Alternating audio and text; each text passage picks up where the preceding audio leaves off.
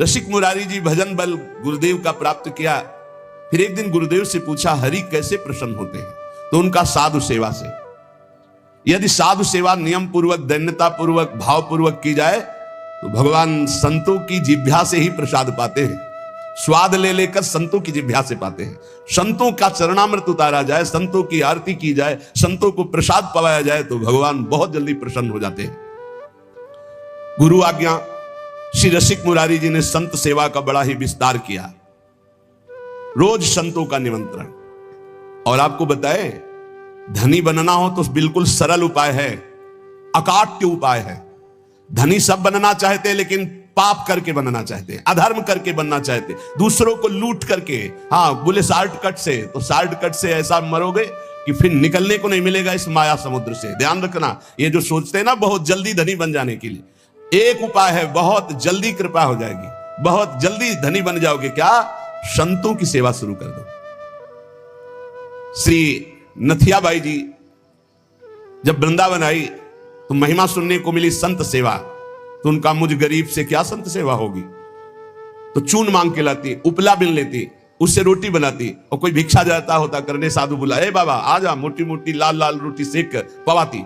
अब धीरे धीरे भिक्षा से जाने वाले साधु उनके यहां जाने लगे। रोज मांगना, मांग कर लाना, बनाना, पवाना, पवा के बैठी, इतने में फिर संत आ गए, लाओ माई, फिर आटा लगाया, फिर कभी ना नहीं किया। एक दिन वो हुआ कि बोरा में लद लद करके अन्न और व्यवस्थाएं, बिहारी जी स्वयं एक दिन वो गाड़ी में लद करके आ रहे थे, आटा और सब सामग्री लेने गई थी मैया, और वर्षा होने लगी तो छाता मैया को दिया, और आप लालटेन ले हुए और कहे, आओ मैया इस रास्ते से आओ, बैलगाड़ी थी ऐसे। तो सोचा ये नव किशोर 14 वर्ष का बालक कितना कृपालु है, ऐसी वर्षा में स्वयं भींजता हुआ हमें छाता दे, क्योंकि संतों का अन्न है।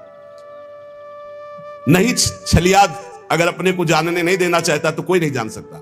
जब दूसरे दिन बिहारी जी के दर्शन करने गई तो देखा एक हाथ में लालटेन, एक हाथ में छाता। बोले, अब हमें समझ में आया कि कौन था, आप थे बिहारी जी।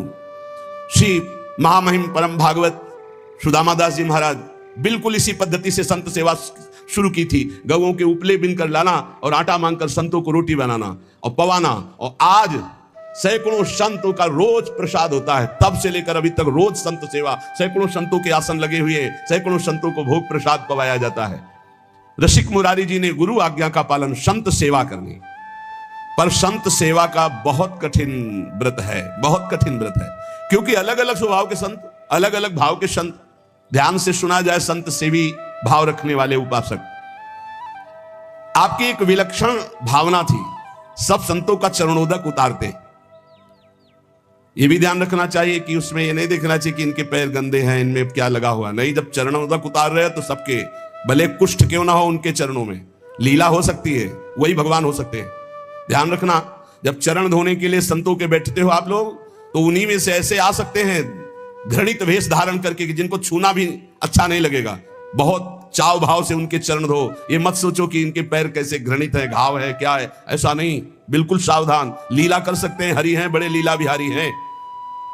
रसिक मुरारी जी के धन क्या था? संतों का चरण उदक भर भर के माट में ऐसे ऊपर विराजमान किए आसन पे, और रोज उनकी परिक्रमा, रोज साष्टांग दंडवत, और रोज चरणामृत पान, रोज चरणामृत उतारवाना और संतों को भोग पवाना। संतों के चरणामृत में किसी भाग्यशाली की निष्ठा होती है। मटकों में भर भर के रख के जैसे कोई संपत्ति रखता है, ऐसे बड़ी कृपा है, गुरुजनों की बड़ी कृपा है जिनको संत चरणामृत में। और जब से वैष्णव मार्ग मिला तब से गुरु कृपा से नित्य चरणामृत मिलता है। 500 वर्ष पहले महापुरुषों के जो चरणामृत है वो आ करके अपने आप कृपा करके दे गए। ये तुलसीदास जी का चरणामृत है, ये अमुक संत का चरणामृत है। तो गुरु कृपा से बहुत से पात्रों में चरणामृत ऐसे रखा है, रोज दर्शन, रोज पान, रोज सौभाग्य मिलता है। चरणामृत, उसकी पूजा करते, आरती उतारते, परिक्रमा करते, दंडवत करते संतों की चरणामृत की। चरणामृत की निष्ठा, जबान में सबसे पहले चरणामृत। कई बार ये लीला होती, वहां अलग चरणामृत, यहां अलग चरणामृत रखा। पहले चरणामृत, फिर जो कुछ बाल भोग जो भी मिले, पहले चरणामृत। भोजन तो पहले चरणामृत।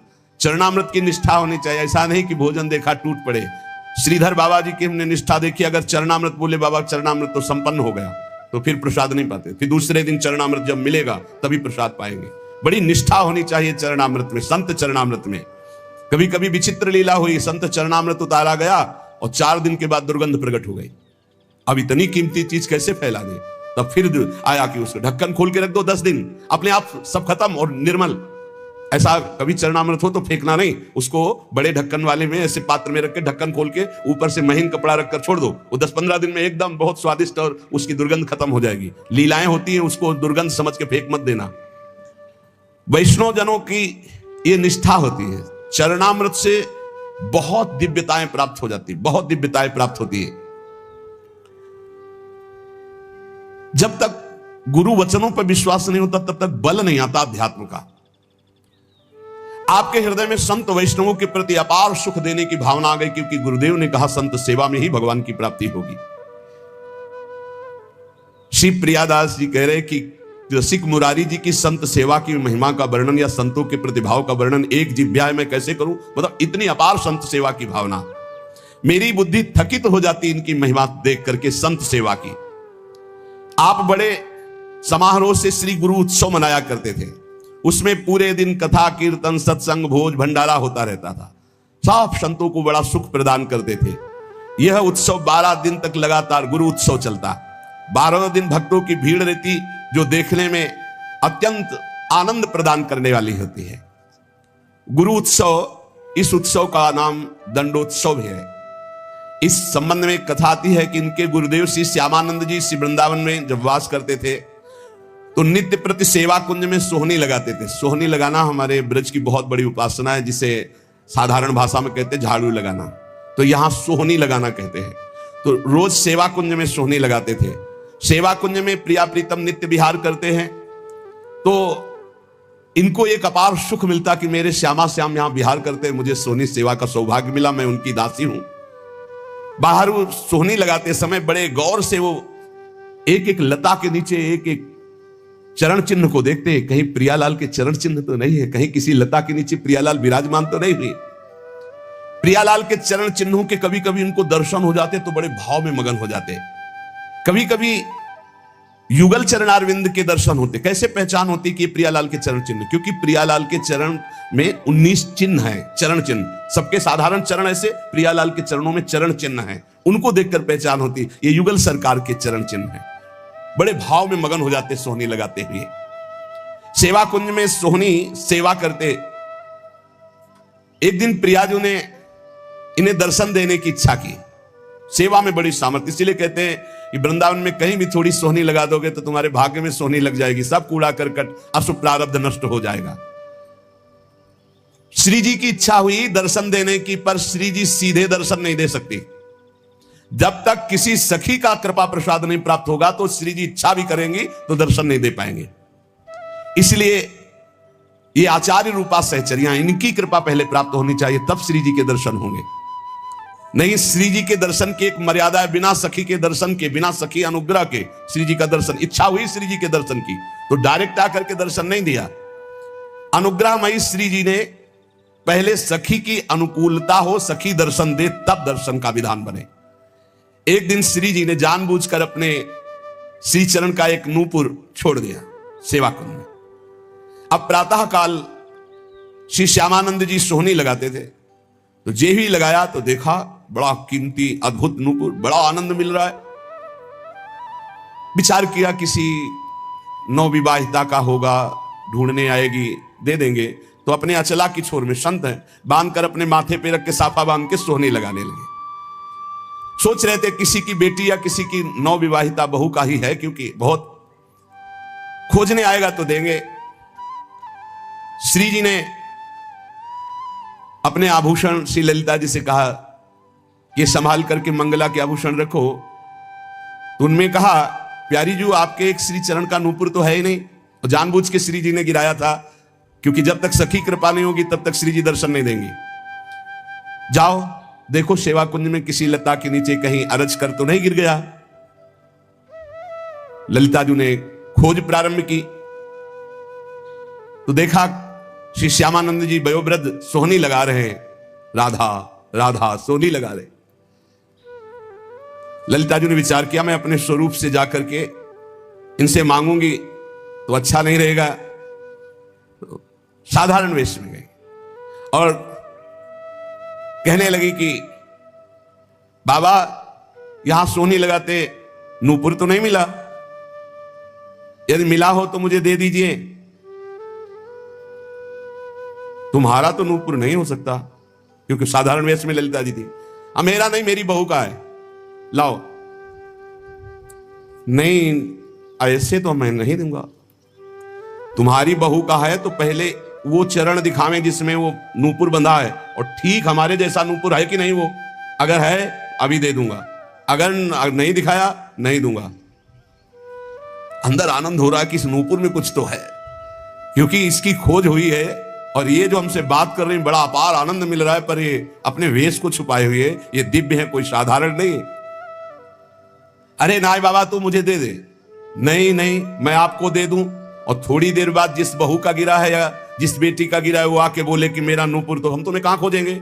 नहीं, हम तभी देंगे जब दूसरे चरण का नूपुर पहना के, तब हमें वो नूपुर वहां, तो ये नूपुर ले उनके चरण में बांध दो। बहुत हट किया ललिता जी ने, नहीं दिया। तब जाकर श्री जी से बात की, तो श्री जी ने कहा सखी अब तो हम ही को चलना होगा, क्योंकि बहुत जिद की है, और श्री जी दर्शन देना चाहती थी, इसलिए ये लीला की।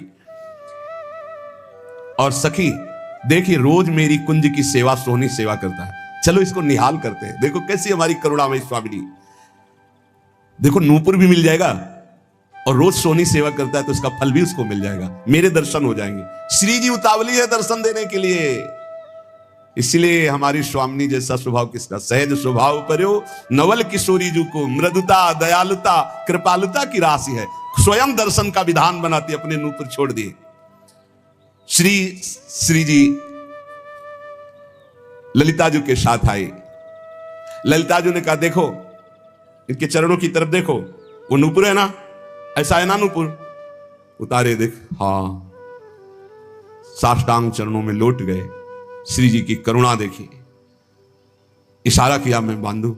श्री जी के चरणों में नूपुर बांधा, और श्री जी ने वरद हस्त श्यामानंद महाप्रभु के मस्तक पर, क्या सौभाग्य! ये कथाएं नहीं है, यही की सत्य घटनाएं हैं। ये घर है श्री जी का घर, ऐसा न समझो किसी युग की कोई हम कथा कह रहे हैं, ये घर है श्री जी का प्यारे। यहां आज भी श्री जी, कैसे तुम्हें बताए, बस वाणी की सामर्थ्य नहीं, कहा कहो एक जीव सखीरी बात की बात बात।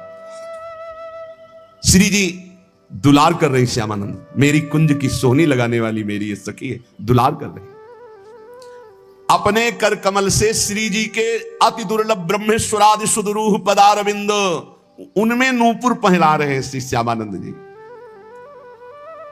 श्री जी बहुत प्रसन्न, लौट गए फिर चरणों में, तो अपने श्री चरणों की जो नूपुर बांधा था वही झनकारते हुए ऐसे मस्तक में किया, तो नूपुर की दिव्य छाप श्यामानंद महाप्रभु के मस्तक पर पड़ गई। अब तो प्रेम मगन डूबे हुए आए, तो उनके गुरुदेव श्री हृदयानंद जी ने देखा, श्यामानंद जी के मस्तक में छाप देख करके कहा कि ये आज कौन सी मस्ती है, और ये संप्रदाय के विरुद्ध छाप कैसी लगा ली? नूपुर की ऊपर से रज, तो वैसे चिन्ह बन गए। ये मनमुखी मस्तक पर छाप कैसी जो हमने दी वो तो नहीं लगाई। अब उन्होंने जानबूझकर थोड़ी, ये तो श्री जी का कृपा प्रसाद प्राप्त हुआ था। उन्होंने कहा कि ये मनमुखी छाप गुरुदेव नहीं है, ये इष्ट देव ने छाप लगाई है। डांट करके कहा नहीं नहीं, ऐसा लगता है, देखो ध्यान से समझने की बात है कि भला श्री जी ऐसे कैसे, देखो बड़े यहां रहस्य की बात है। यदि दैन्य होकर आप भगवत आराधना में हो तो गुरु को भी पता नहीं लग सकता, ऐसी शिष्य की ऊंचाई हो सकती है, शिष्य की ऐसी ऊंचाई हो सकती है कि गुरु को भी पता नहीं लग सकता। ध्यान देना, बड़ा विचित्र एक खेल है। दैन्यता से नाभाजी सेवा में लगे हैं, तो अग्रदेवाचार्य की जहां स्थिति मानसिक सेवा में, वहां वो तो विचार में लगे, वो पंखा से हटा दिया जो जहाज डूब रहा था सेवक का, उसको। कितना बड़ा महान ये बात है। शिष्य की मानसिक स्थिति गुरु को पता हो, ये कोई बड़ी बात नहीं, लेकिन गुरु की मानसिक स्थिति में शिष्य का प्रवेश हो जाना ये बहुत बड़ी बात है।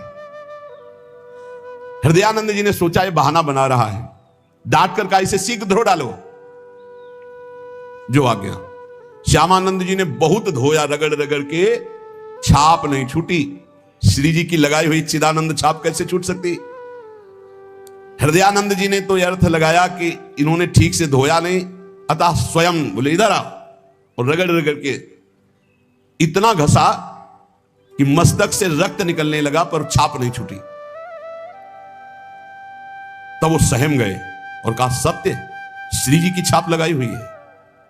तो उनका, हाँ गुरुदेव। उनका, धन्य है तुम्हारा जीवन, धन्य। विश्वास हो गया कि श्री जी ने तुम्हें स्वीकार कर लिया है। जो वैष्णव जन और सब थे बोले धन्य है।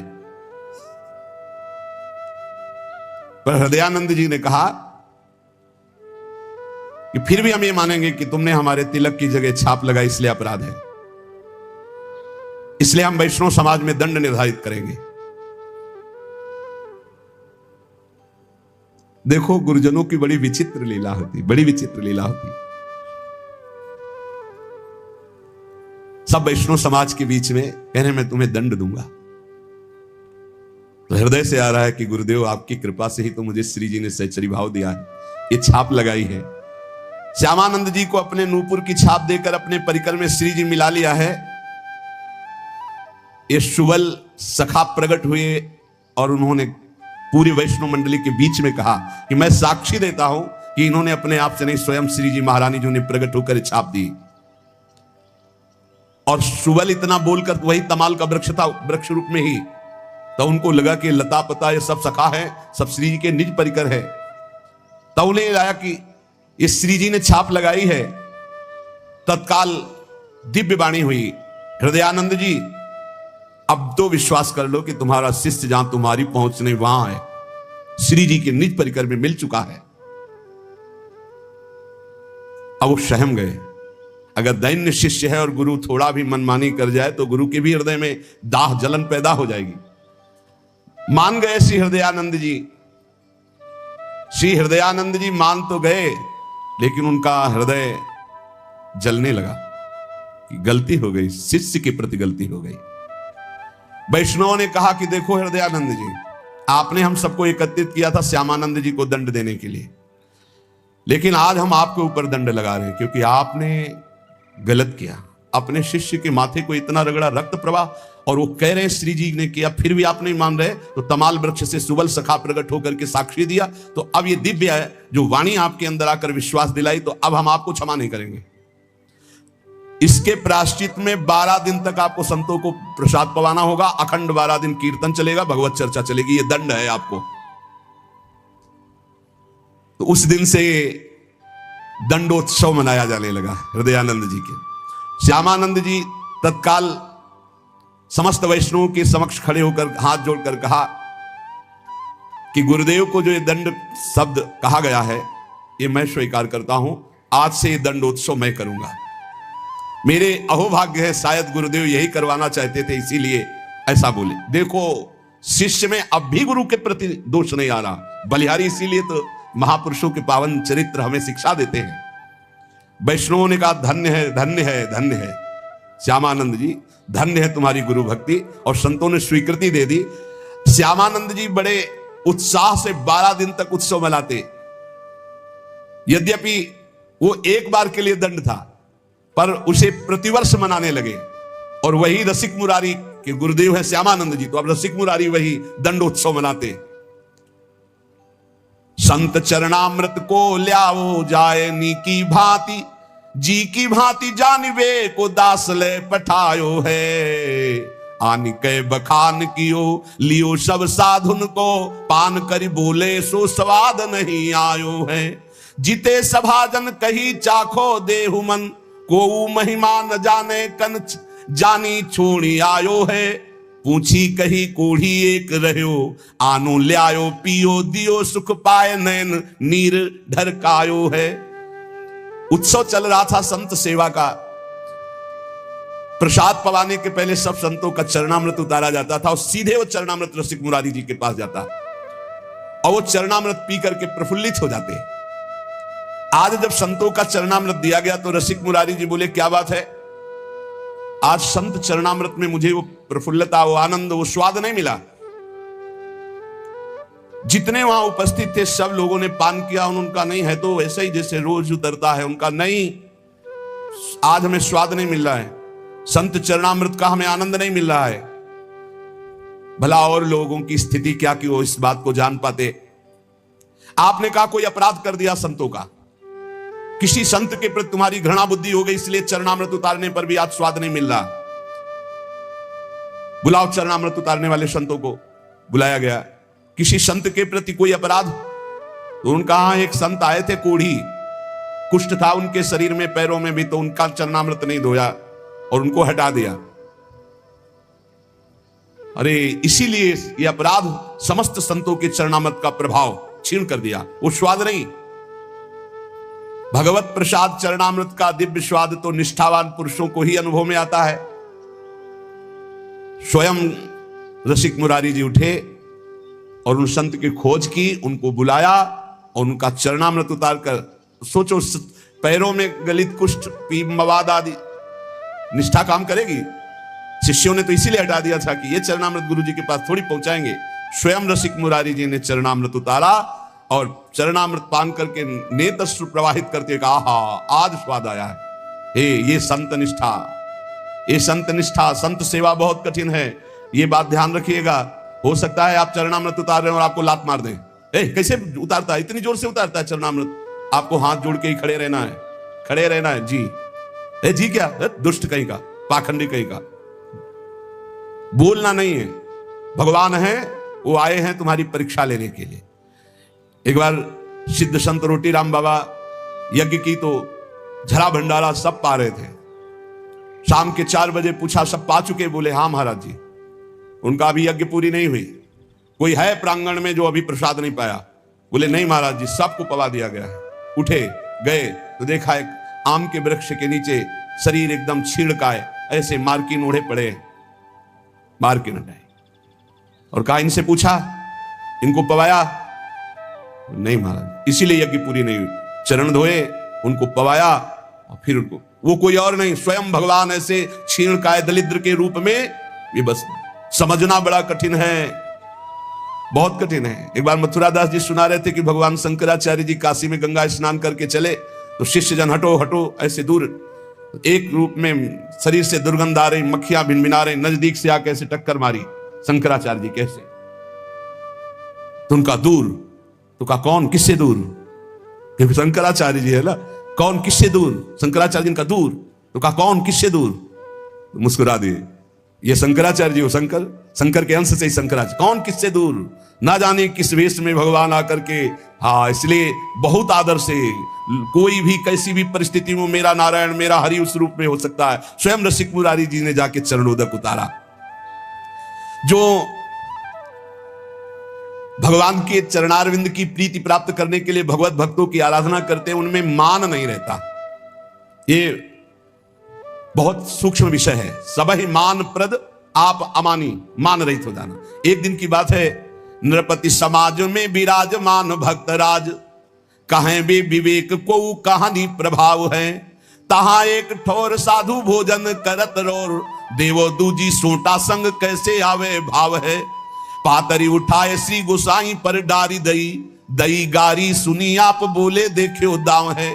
शीत सौ विमुख में तो आनी मुख मध्य दियो, कियो दास दूर संत सेवा में चाव है।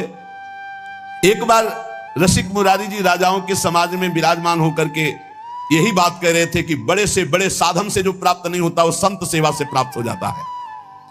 जो मनोयोग पूर्वक संत सेवा करता है उसको बड़ी ऊंचाई की स्थिति प्राप्त होती है। इतने में बड़े राज समाज में बैठकर एकांत में चर्चा करो, उधर संत सेवा और हल्ला मचा, गाली गलौज ये सब। देखो ये ध्यान रखने का विषय है, संत सेवा में भगवान ऐसे ही लीलाएं करवाएंगे जिससे तुम्हें दोष दर्शन हो जाए। एक संत भगवान बोले पत्तल लगाई, बोले एक पत्तल और लगाओ। बोले किस बात के लिए? एक ही पत्तल में तो सबको पाना होता है। बोले एक पत्तल अभी पाएंगे और एक पत्तल शाम के 4 बजे उस समय पाएंगे। सोटा का में सोटा भांग उसी से घोटते थे। अब उतर नहीं देंगे हम, तो गाली गलौज, लड़ाई झगड़ा। अरे बड़ी विचित्र। भगवान की सेवा तो शांति से भगवान करवा लेते हैं, भक्त की सेवा बड़ी विचित्र, बड़े विचित्र विचित्र भक्त है। अब वो संत जो है पारस मांग रहे थे, डंडे का, सोटे का पारस। परोसने वाले लड़ गए। अब वहां वो उपदेश कर रहे थे कि संत सेवा महान भगवत प्रभु। उन्होंने कहा घर ही में तुरंत उठ करके आयो, सबको शांत करते हुए आए और कहा, अब वो समझ गए कि मान थे यहीं के। अब कहा भगवान आप नाराज क्यों हो रहे हो? गुस्सा आई उनको, भांग छानने वाले संत तो जो खीर और सब्जी सब परोस गई थी, पूरा पत्तल उठाया मारा मुंह में उनकी, वो ऐसे लिए और कहा भगवान वैसे तो रोज सीत प्रसादी बाद में मिलती थी, आज तो आपने डाल। तनिक भी क्रोध नहीं किया, जानबूझ करके कोई अपराध करो मत। यदि तुम्हें वो पीट देते हैं और हमें सुनने को मिलता है कि आपने कुछ नहीं कहा, आपको 2 थप्पड़ मारे, तो हमारी छाती फूल जाएगी। अगर ये सुनने को मिला कि 4 जवान चढ़ के खूब, तो हमको रोना आएगा कि हमारी बात तुम नहीं समझ पाए। मेरे प्रभु आए और तुमने प्रभु के साथ, बिल्कुल प्रभु हैं, सब में प्रभु हैं, फिर साधु में तो है ही है। और जहां साधु सेवा होती वहां लीला ऐसी करेंगे प्रभु, इसीलिए बहुत साधु सेवा कठिन व्यवहार है। रसिक मुरारी जी के मुख पे पूरा पत्तल मारा, गुस्सा जानी चाहिए, लेकिन उन्होंने ऐसे एक सीट भी नहीं गिरने दिया। और इतना ही नहीं, रसिक मुरारी को कटुवचन गालियां भी देने लगा खड़े होकर के महात्मा। अपने सब जनों को रोका और कहा कि बड़ी कृपा हुई, आज हमें शीत प्रसाद मिला, आप तो बहुत करुणामय हैं। 2 पत्तल लगाओ। 2 पत्तल लगाए और अपने संत से कहा तुम्हारे अंदर सेवा का भाव नहीं, आज से तुम्हारी परोसने की सेवा से तुम्हें बहिष्कार किया जाता है, निकाला जाता है। ऐसे संत के साथ बर्ताव करते हैं। अब संत सेवा में जिसकी प्रबल निष्ठा होती है वो कभी संतों में दोष दर्शन नहीं करता, और संतों में दोष दर्शन ना हो ये बड़ी कठिन बात है, क्योंकि उनके व्यवहार ऐसे होते हैं, व्यवहार होते हैं, बड़े बिलक बिलक संत होते हैं, बहुत बिलक बिलक संत होते हैं। बाग में समाज संत चले आप देखिबे को, देखत दुरायोजन हुक्का सोच पर्यो है। बड़ो अपराध मान साधु सन्मान, चाहे घूमि तन बैठी कही देखो कहूं धर्यो है।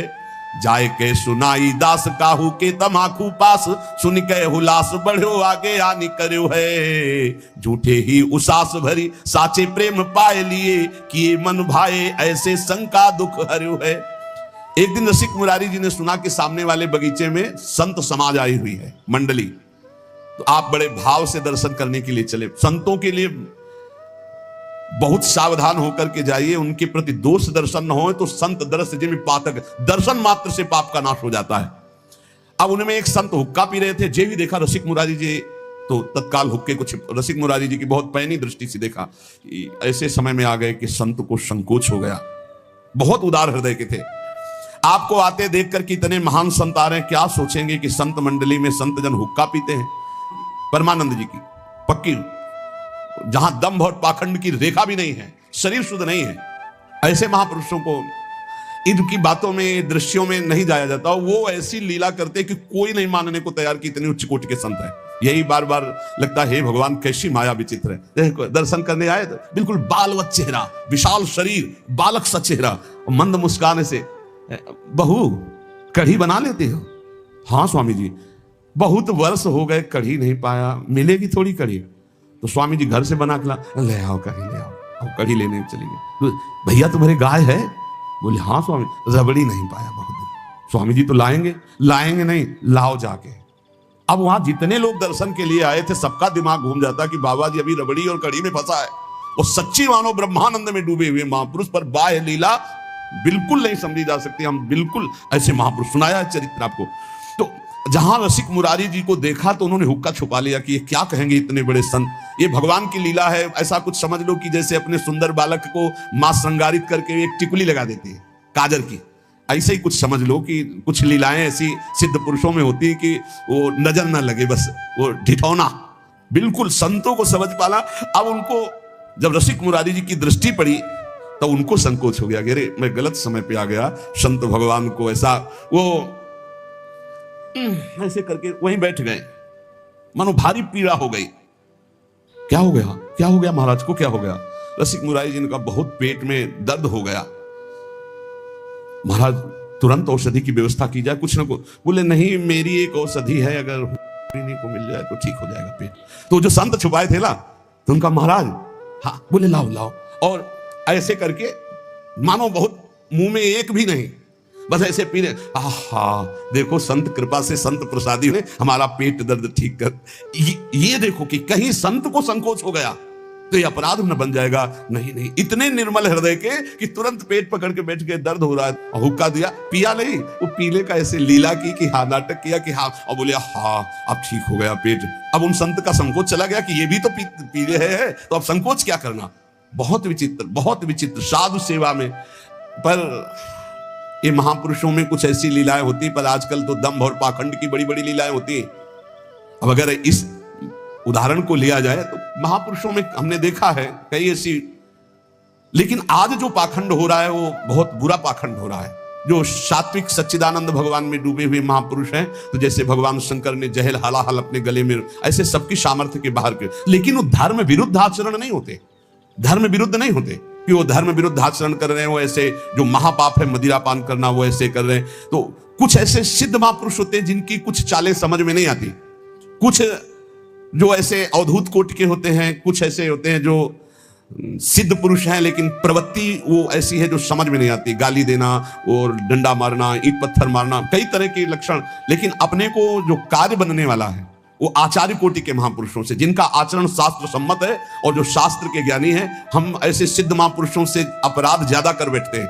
लाभ नहीं ले पाते, क्योंकि उनके ऐसे विचित्र कोटि के आचरण होते हैं कि संशय हो जाएगा कि ऐसा कैसे हो सकता है, ऐसा कैसे हो सकता है। और वो अंदर से सच्ची मानिए बिल्कुल निर्लेप है, कहीं कोई आसक्ति नहीं, कहीं कोई दोष नहीं, पर बाहरी कुछ ऐसी लीलाएं होती। तो रसिक मुरारी जी ने भी वो लीला करके उन संत का संकोच दूर किया। एक बात यहां स्मरण रखनी चाहिए कि रसिक मुरारी जैसे धर्म धुरंधर भगवत लीला में डूबे हुए संत सेवी, इसीलिए कहा कि ये धूम्रपान शास्त्र निषिद्ध है। रसिक मुरारी जी ने बिल्कुल पान नहीं किया था, केवल उनकी लीला थी उनको दूर संकोच करने के लिए। इसलिए कोई साधक इसका अनुकरण न करे, साधक अनुकरण न करे। तो ये व्यसन भैया सिद्धों के पच सकते हैं, साधक इसमें ना फंसे। साधक समस्त व्यसनों से मुक्त होकर ही भगवत आराधना में जाता है। आगे का प्रसंग गुरु सेवा भक्ति का बहुत उच्च कोटि का है, वो आगे वर्णन करेंगे, समय हो गया है। उपासक को चाहिए कि साधु सेवा में भाव तो रखे, अपनी बचत के लिए कह रहे हैं। कोई भूखा संत हो तो भोजन दे दीजिए, वो भी परिचय नहीं है तो गेट के बाहर दीजिए। बहुत परिचय घर में पुरुष सदस्य हैं तो बैठाल करके, यदि आपका श्रद्धा कर तो बैठाल करके। अगर कोई अर्थ मांगता है तो मत दीजिए। आपका परिचय है कि ये अर्थ हमारा जाकर के सार्थक होगा तो भले, नहीं तो अर्थ का दान बहुत होश से कीजिए, नहीं उससे पतन होने के बहुत चांस है। क्योंकि आजकल कोई संप्रदाय आचार्य से दीक्षित होकर भगवत प्राप्ति के लिए वेश धारण करना बहुत कम हो गया है। इससे आपकी ये जो साधु निष्ठा है उसमें अंतर आ सकता है। इसलिए अपनी तरफ से बहुत सावधान रहें कि किसी का दोष दर्शन न हो, किसी की निंदा ना हो, इसके लिए किसी से व्यवहार ना हो। अगर कोई साधु दरवाजे पे आ जाता है, अपरिचित है, तो गेट के बाहर अन्न देने की चेष्टा करें, वो भी घर के किसी सदस्य से। हाँ, कि भोजन पानी आपको मिल सकता है, वो भी गेट के बाहर भिक्षा रूप में दे दीजिए। परिचय का है तो फिर घर में भले पवा दो, अगर घर के सदस्य हैं तो। नहीं तो पता नहीं कौन किस रूप में, जैसे भगवान मिल जाए ऐसे कौन किस रूप में पाखंड हो, किस रूप में दंभ हो। इसलिए हम साधु सेवा के प्रति श्रद्धा बढ़ाने की बात कहते हैं, पर सावधान होते हुए। सावधानी नहीं रहेगी तो फिर आपका साधन पथ बिगड़ जाएगा, क्योंकि बहुत ही कलिकाल का जो मलिन स्वरूप है वो विकसित जो देखा जाता है, तो बहुत डर लगने लगा है कि हमारी साधुता बड़े खतरे में पड़ गई है।